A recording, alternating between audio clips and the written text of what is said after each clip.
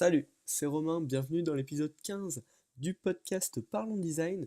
Et aujourd'hui, je vais te parler d'un sujet qui m'a été demandé il y a quelques semaines dans les commentaires, c'est comment se créer un portfolio. Je pense que c'est un sujet intéressant, j'ai conçu le mien il y a cet été, et du coup, voilà, j'en ai tiré quelques leçons que je vais partager avec toi aujourd'hui. Donc déjà, un portfolio, qu'est-ce que c'est? La petite définition tiré de Wikipédia, c'est un dossier personnel dans lequel les acquis de formation et les acquis de l'expérience d'une personne sont définis et démontrés en vue d'une reconnaissance par un établissement d'enseignement ou un employeur. Donc, faut bien remarquer que c'est un petit peu différent d'un CV, parce qu'un CV, ça va être un document plus fixe, très, très concis, parce qu'en général, ça doit tenir sur une page avec les informations importantes sur votre expérience, sur votre formation, mais sans la montrer spécialement. C'est-à-dire que ça va être quand même un morceau de papier ou une page PDF, alors que le portfolio va être plus articulé en vue d'un objectif précis et va tout au long de sa création, de la visite de l'utilisateur, montrer les compétences de la personne en question, surtout si vous êtes designer ou développeur.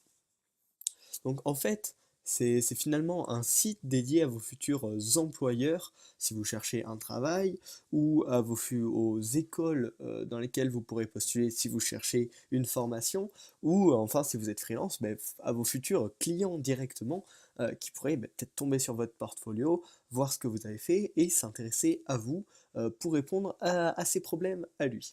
Donc finalement, c'est un peu comme la vitrine, votre vitrine personnelle, la vitrine de vos compétences, la vitrine de vous-même finalement, mais sous forme de site bien évidemment. Donc vous allez devoir présenter qui vous êtes, qu'est-ce que vous faites, qu'est-ce que vous aimez et qu'est-ce que vous avez déjà réalisé. Donc pour cet épisode, je vais le découper en trois parties. Le premier, les conseils à la conception. En deux, les conseils durant le développement. Et enfin, les astuces générales, les astuces que j'ai pas pu caser dans aucune des deux autres catégories, dont on va parler ensemble. Donc on commence tout de suite, les conseils à la conception au design. Donc le premier point important, c'est de définir sa cible et l'image de soi que l'on veut faire passer. C'est-à-dire que si tu veux trouver une école, une formation, il va falloir que ton portfolio soit axé d'une certaine manière et montrer certaines choses de toi. Au contraire, si tu veux trouver du travail en tant que freelance, va plus falloir l'axer sur tes compétences directes et ce que tu peux apporter au business d'un client précis. Donc ça, c'est important. Avant de commencer à tester côté graphique et tout, bien définir à qui en fait est dédié ce portfolio, qui sont les personnes qui m'intéressent moi finalement, et à qui j'aimerais que mon portfolio plaise. Et donc, quelle image en conséquence de soi est-ce que l'on veut faire passer? Le deuxième point, qui est finalement un peu lié, c'est de se créer une image de marque. Il y a quelques épisodes, c'était à l'épisode 9 de Parlons Design, je vous avais parlé de comment créer un style guide, et en fait, il va falloir se créer un style guide du branding personnel.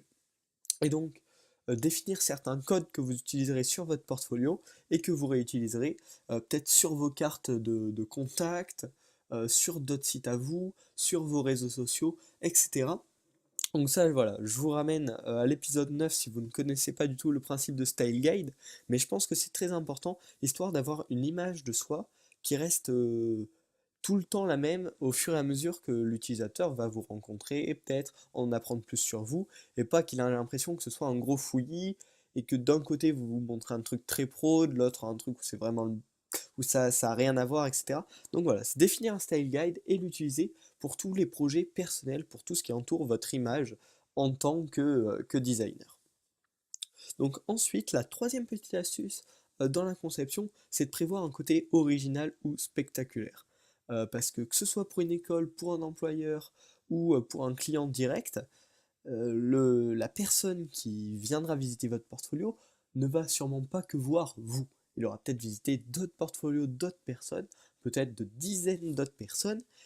Et donc si c'est juste un truc classique, basique, et qu'il n'y a pas un petit truc qui marque, vous risquez de vous fondre dans la masse finalement. Et donc prévoir un petit truc original, une animation, un petit, quelque chose qui est pas commun, quelque chose qui va faire, ah ouais, tiens, dans les 20 portfolios que j'ai visités, il y avait un truc à lui, il avait un petit truc marrant là, une animation sympa, c'est assez original, c'était bien pensé. Et donc, la personne qui aura visité les portfolios va se rappeler du vôtre en tant que truc un petit peu original. Donc pensez au côté design émotionnel. Et il me semble bien d'ailleurs. Ah, c'est possible que dans le premier épisode du podcast, tiens, j'avais parlé du livre Design émotionnel, qui est vraiment super intéressant. Je sais même plus, tiens. C'est une bonne question, mais ouais, le côté design émotionnel, donc si vous connaissez pas ce livre, je vous mettrai peut-être le lien dans la description. C'est un livre vachement intéressant, écrit par un designer. Oula, je me rappelle plus son nom, je vais pas faire d'erreur, mais en tout cas très intéressant, donc voilà. Apporter un côté émotionnel à votre design, un petit truc qui fasse qu'on se rappelle de votre portfolio et qui ressorte des autres. Donc ensuite, le quatrième point niveau design, c'est de faire refléter vos objectifs principaux dans votre manière de designer. C'est-à-dire que si vous expliquez à travers votre bio, vos compétences, etc., que vous êtes très axé sur le fait d'avoir tiens, un style original et qui se démarque vachement. C'est très important que votre portfolio reflète cet aspect-là de ce que vous dites de votre manière de designer. Si vous dites que vous aimez faire des trucs originaux, qui se démarquent vraiment et tout, et que votre truc c'est super classique, super sobre, super habituel, ça paraîtra illogique. Et donc ça n'appuiera pas votre image personnelle. Donc faut faire attention de bien suivre ses propres principes tout simplement dans son design, de son portfolio qui nous représente. C'est logique, mais il faut bien y faire attention tout au long de la création de votre portfolio. Et enfin le cinquième point que je vous recommande fortement, c'est de se préparer au changement. Parce qu'un portfolio, c'est un truc compliqué. C'est-à-dire qu'on a toujours envie de le rechanger, toujours envie de l'améliorer, d'ajouter un petit truc, de supprimer un petit truc, etc. Et donc, avec ça, en fait, au final, ça ferait qu'on pourrait passer notre vie à redesigner tout le temps notre portfolio. Le problème, c'est que ça rapporte pas grand-chose directement.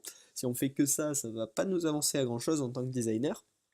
Et donc, moi, ce que j'ai fait en tout cas pour mon portfolio, c'est un truc qui est facilement aménageable, qui a un style, mais si je dois supprimer un bloc pour le remplacer, c'est relativement simple. Donc voilà, dans la phase de design, je pense que c'est important à prendre en compte de pouvoir simplement ou rapidement ajouter des blocs, en supprimer. C'est-à-dire que moi j'ai ajouté un petit lien, un petit encart pour parler de mon podcast. Et avec la manière dont j'avais designé mon portfolio, ça n'a pas été compliqué du tout de le rajouter sans que ça fasse tâche. Donc d'ailleurs, bien sûr, je vous mettrai le lien de mon portfolio en description pour que vous puissiez aller voir et puis me donner vos avis aussi, parce que c'est très intéressant d'avoir l'avis d'autres personnes aussi, une fois que vous avez designé et conçu votre portfolio, pour savoir, parce qu'il y a peut-être des choses auxquelles vous n'avez pas pensé. Donc voilà, ça c'est intéressant aussi, mais c'était pas marqué dans mes notes, mais voilà. Pensez-y, demandez toujours des avis extérieurs par rapport à vos créations. Donc ensuite, on va passer dans la deuxième partie qui est le conseil pour le développement. Donc vu que c'est un podcast consacré aux designers principalement, je vous conseille toujours, si vous savez développer, de le faire vous-même. Ce sera plus personnel, du coup votre portfolio reflètera vraiment votre travail et uniquement votre travail. Voilà, ça c'est uniquement si vous avez des compétences en développement. Si vous n'en avez absolument pas, ça va être plus compliqué. Donc si vous n'en avez pas, ce que je peux vous proposer, qui me semble être une solution efficace, c'est de trouver un développeur qui lui aimerait se créer un portfolio mais n'a pas vraiment de compétences en design, et donc d'échanger vos compétences tout simplement, de faire une sorte de partenariat euh, sur votre portfolio finalement. Attention, attention par contre, ce qui est vraiment important, c'est de ne pas mettre de bug, qu'il n'y ait aucun bug sur votre portfolio, parce que c'est votre vitrine personnelle, c'est votre image de vous finalement sur internet, et donc s'il y a du bug, enfin les personnes n'auront pas confiance. Si, comme je vous l'ai dit, si quelqu'un visite 20 portfolios différents, s'il y en a un où le formulaire de contact est totalement buggé, bah, vous allez être éliminé d'office. Donc faire vraiment la chasse aux bugs, moindre bug d'affichage, moindre bug de n'importe quoi, vraiment y faire très très très attention, parce que voilà, ce site vous représentera sur internet, donc vraiment très attention à ça. Et on va enfin passer dans la troisième partie, donc les conseils plus généraux autour de votre portfolio. Donc un petit truc intéressant, le nom de domaine. Pensez à bien mettre votre nom complet, prénom, nom de famille, parce que finalement, si vous n'avez pas un nom trop commun, ça va très très très rapidement monter dans les résultats de recherche. C'est par exemple moi si on tape Romain Pinchna sur internet, on tombe en premier sur ma page Behance et en deuxième sur mon portfolio, alors que ça fait ouais, 6 mois que je l'ai créé. Donc, bon après voilà, j'ai pas c'est pas un nom très commun, Romain Pinchena, mais donc ça a été forcément plus évident. Mais voilà, si vous avez un lien avec votre nom et prénom devant, ça permettra qu'il arrive rapidement dans les meilleurs résultats de recherche quand on recherche sur Internet. Donc ça c'est important. Ensuite, pour créer les textes de votre portfolio, il va falloir faire attention de bien sélectionner les infos importantes et de travailler le storytelling. C'est-à-dire que faut pas mettre d'énormes blocs de texte parce que personne n'a envie de lire d'énormes blocs de texte. Et surtout, donc voilà, je le répète encore, hein, je me répète un peu, mais quand quelqu'un visitera votre portfolio, il faut bien se dire qu'il en visitera, s'il est vraiment intéressé par vos compétences, il en aura visité certainement plein d'autres. Donc, il aura encore moins envie de lire des pavés de texte.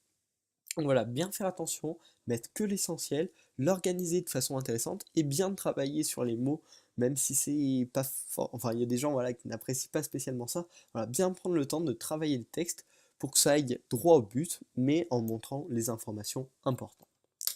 Enfin, troisième point, vraiment tellement important, attention, attention à la surcharge du côté graphique. C'est pas parce que vous êtes designer web qu'il doit y avoir des feux d'artifice dans tous les sens. J'ai dit tout à l'heure un petit côté émotionnel, mais c'est pas un feu d'artifice de violence visuelle. Il faut vraiment faire attention que votre portfolio représente la démonstration de vos capacités, voilà, de vos connaissances, etc. Mais ça doit quand même rester sobre et lisible. Faut vraiment, c'est pas c'est une démonstration, mais pas une explosion. Faut vraiment faire énormément attention à ça. Faut que ça reste quelque chose de, voilà, de lisible, de tout à fait utilisable. C'est pas juste une présentation de toutes vos capacités en design, en développement, en n'importe quoi. Non. Il faut quand même que ça reste euh, centré sur le but de votre portfolio. Trouver une école, attirer de nouveaux clients, ou trouver un employeur. Voilà. Il faut vraiment faire attention. Pas de surcharge graphique. Faut que ça reste tout à fait lisible. Et même, il faut mettre la lisibilité et le focus sur votre but en priorité. Et enfin, on peut parler un peu du contenu si vous ne savez pas trop quoi mettre dedans. Ce que je vous conseille de mettre de base, le minimum, c'est bien sûr une petite bio à propos de vous, qui vous êtes, de présenter vos projets, donc ouais, tout simplement qu'est-ce que vous avez fait, des liens vers les sites finalisés, même il peut y avoir des petites explications de tout le parcours que vous avez suivi pour réaliser tel ou tel projet. Ensuite, vous pouvez ajouter peut-être un lien vers votre CV, ça peut être intéressant mettre les liens vers vos réseaux sociaux, surtout si vous utilisez pas mal Dribbble ou Behance et que vous postez pas mal dessus, ça peut permettre aux visiteurs de votre portfolio d'avoir plus de projets que vous avez réalisés, parce que donc sur votre portfolio, ce que je vous conseille vraiment, c'est de mettre vos meilleurs projets, de mettre en avant ouais, une sélection finalement, pas de tout mettre, surtout si vous en avez déjà réalisé pas mal, parce qu'après ça va juste devenir un énorme bazar. Voilà, faut mettre je sais pas, vos 5-6 meilleurs projets. Et puis voilà, ça suffit. Donc les liens vers vos réseaux sociaux, ça peut être un plus pour avoir accès à plus de votre contenu finalement. Ensuite, ce que je vous conseille d'ajouter, c'est quand même un formulaire de contact. Moi d'ailleurs, c'est là-dessus que j'ai ajouté un petit peu le côté émotionnel original. Parce que si vous allez voir mon portfolio, vous pourrez voir qu'en fait, c'est fait comme sous forme de chatbot, comme si je vous répondais, voilà, bonjour, est-ce que vous pouvez me laisser un message, talala. Hop, l'utilisateur entre son message, je le remercie pour son message, je lui demande ses coordonnées, il remplit deux champs pour mettre son nom, prénom et son adresse mail, et hop, ensuite moi je reçois un mail donc avec le message de la personne qui vient de me contacter, et je peux lui répondre par mail sans souci. Voilà, ça a été ma forme personnelle d'ajouter le petit côté émotionnel original qui, je pense, peut un petit peu marquer l'utilisateur. Enfin, vous pouvez, pourquoi pas, intégrer une vidéo qui présente votre manière de travailler, ou enfin voilà, après laissez place à votre imagination pour faire quelque chose d'un petit peu marquant, mais avec les informations utiles et votre principal objectif qui est de recevoir justement du contact d'autres personnes qui peuvent être intéressées par vos travaux. Donc voilà, j'espère que cet épisode t'aura aidé à créer ton futur portfolio ou à améliorer ton portfolio actuel. Je te laisse le lien du mien en description si ça peut t'intéresser, le visiter. Et puis ton feedback est le bienvenu autant sur le podcast que sur mon portfolio. Voilà, vraiment, ça m'aide carrément si tu me donnes ton feedback, donc n'hésite pas. Pour le livre dont je vous ai parlé de design émotionnel, pareil, je vous mets un petit lien dans la description si ça vous intéresse. Moi, c'est vraiment un livre qui m'a beaucoup inspiré, qui m'a beaucoup aidé, et dont j'essaye finalement d'appliquer les conseils dans mes projets actuellement. Donc voilà, allez, je t'embête pas plus. Si t'as aimé ce podcast, tu peux t'abonner, tu peux le partager avec tes amis, ça aussi, ça aide tellement le podcast, c'est vraiment génial. Et je te dis à la semaine prochaine pour le 16e épisode de Parlons Design.